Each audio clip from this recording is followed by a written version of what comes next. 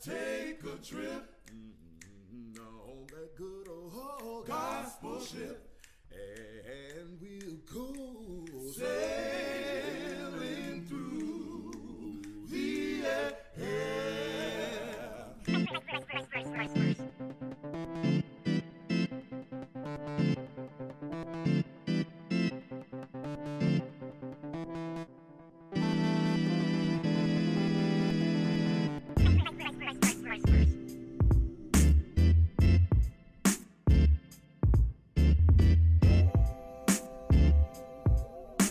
I think part of the reason why it's important to have Blue is that we want to not only amplify the legacy of Black people historically and contemporarily in our faith, but we also want to create space where people who are Black can show up authentically in their faith community and not feel like they need to leave any part of themselves home.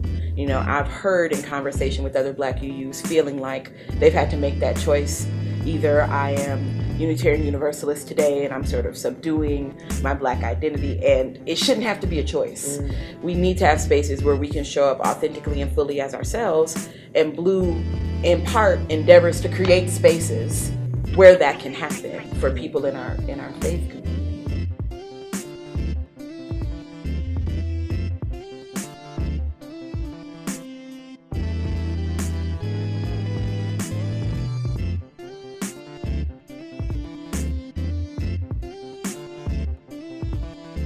Now take a minute to think about whatever your hopes, dreams, wishes, and needs for this being to be.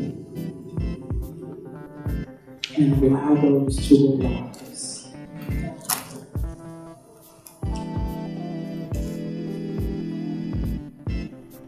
And let the ancestors know what you are feeling. Whatever it is. On your up now. Now ask the ancestors to help meet that need or want or wish. Allow yourself to relax and to be open to receive their assistance.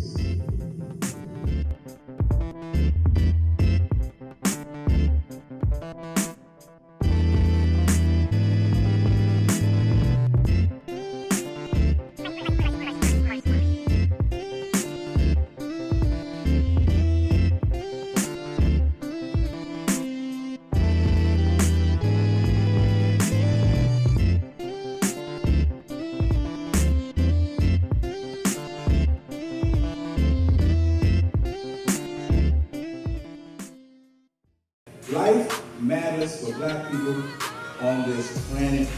It has worth, it has value, it has dignity, it has substance, and it's its own agency. That's what the ontological rating means. That the struggle that resulted then was not the product of what the older generation would have agreed to, because they told us, don't do it. We said, hell no, we must go. And you're here today as a result of the courage of a lot of young people in this city who are presently in my generation. I chaired the first Black caucus in the Unitarian Church, Unitarian Universalist Church in the modern era, that demanded $1 million from the denomination over a 4-year period. And the denomination made good on a part of that, but reneged on the rest of it, part of which resulted in the departure of about 1,500 African Americans from the denomination, most of whom never returned to it.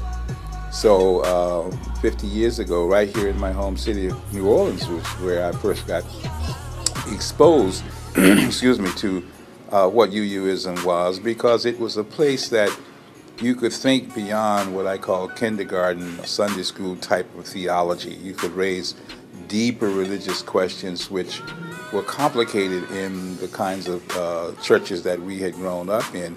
But when our intellectual development began to mature, we needed to find other places to explore deeper religious questions.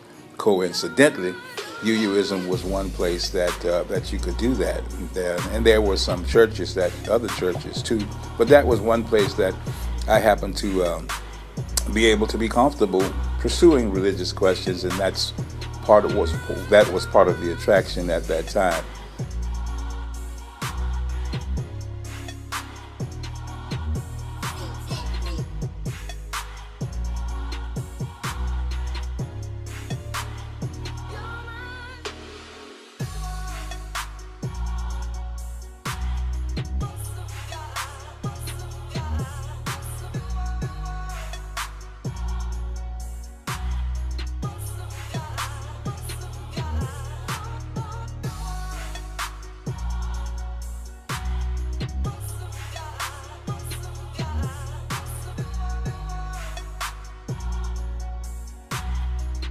So having a lot of black people in one area, you feel kind of like with your own kind, and you feel a whole lot more relaxed.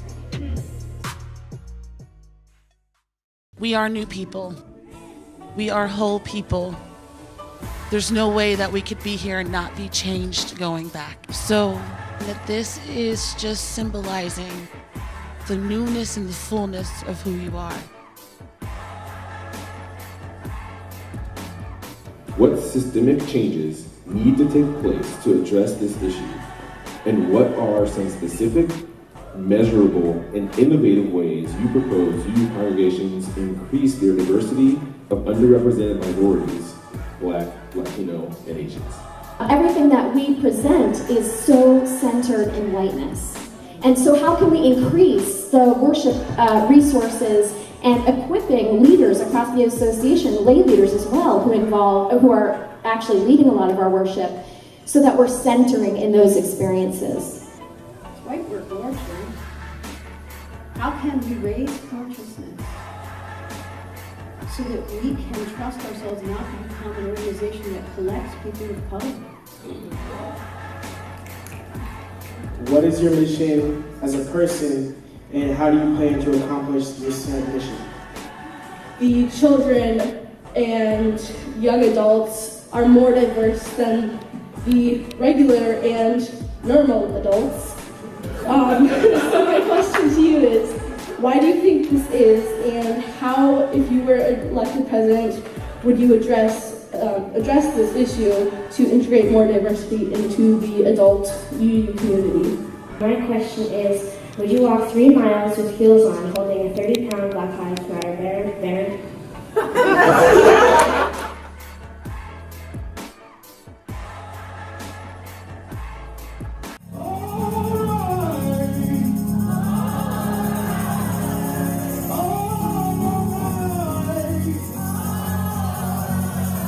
Struggle is one that is long and deep, and that it requires of us to understand that we are part of a tradition of people who have always struggled before us. And tonight is about naming the ancestors, burying the things that have brought us pain, whatever we've brought into this space. And at the same time, we're going to talk about hope, and the hope that the ancestors give to us. Our people have been having power since we came into this world.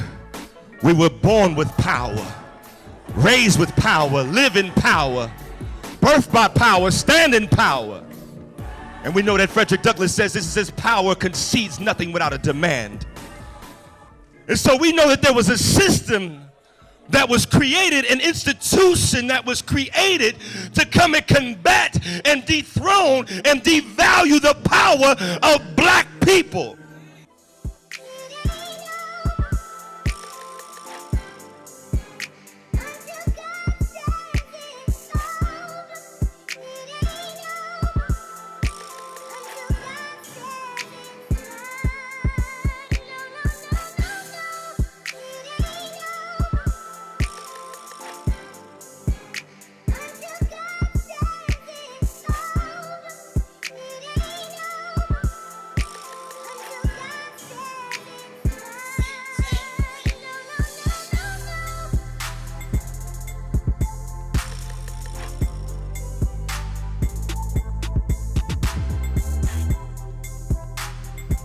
We are grieved. We are sad. We may even be angry. But we also feel a glimmer of hope that we can overcome the burdens and obstacles that life places before us. We can find the strength and courage to go on.